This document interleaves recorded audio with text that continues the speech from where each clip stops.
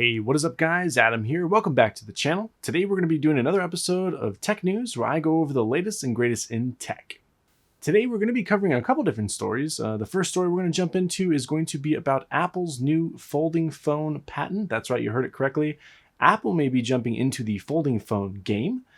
Next story we're going to jump into is going to be about the Galaxy Z Flip. It is a story we talked about last week. We're going to do a little bit of updating about the customization options that they've added to that. And lastly, we're going to be going over the statement made by the head of gaming of Xbox. He basically came out and said that he doesn't really see Nintendo and Sony as his main competitors anymore. So we're going to talk about that, all that and more in today's episode. Let's jump right into today's tech news.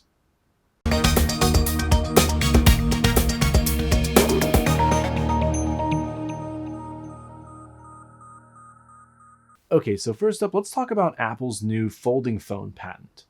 So a story from Mac Rumors and Apple Insider showed that Apple has been granted its own patent for a folding device that may be talked about later this year.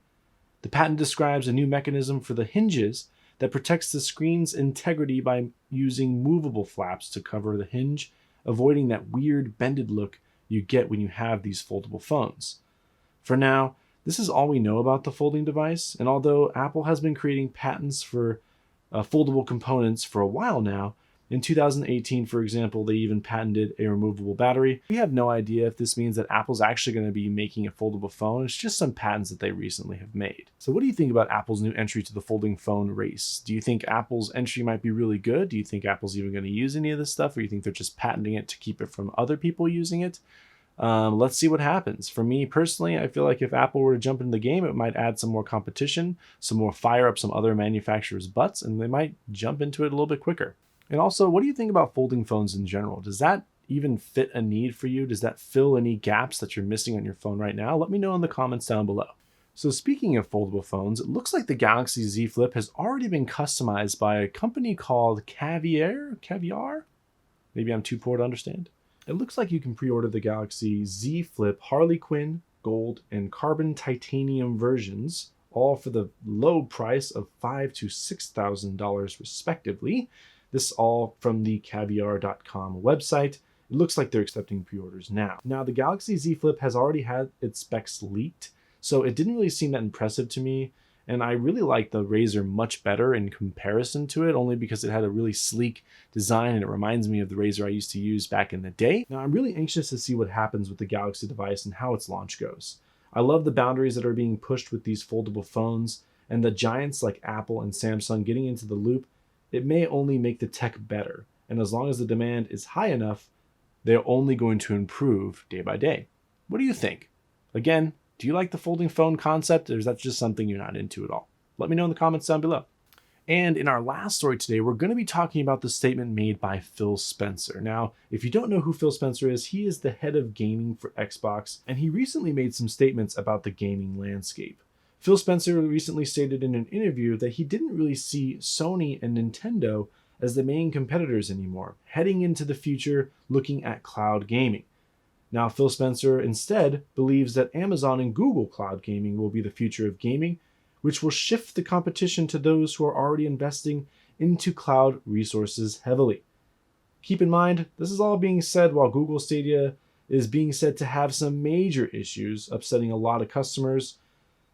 So what are my thoughts on the subject? Well, Nintendo's had a really good quarter last quarter. So if you didn't know this, Nintendo had an amazing quarter selling over 10 million units. This means the Nintendo Switch has now surpassed the Super Nintendo for total lifetime units sold. So what are my thoughts on the subject exactly? Well, it seems like Phil did take a jab at Nintendo and Sony. I know he said no disrespect and he didn't mean any harm by it, but it does seem like he made a jab towards Nintendo and Sony.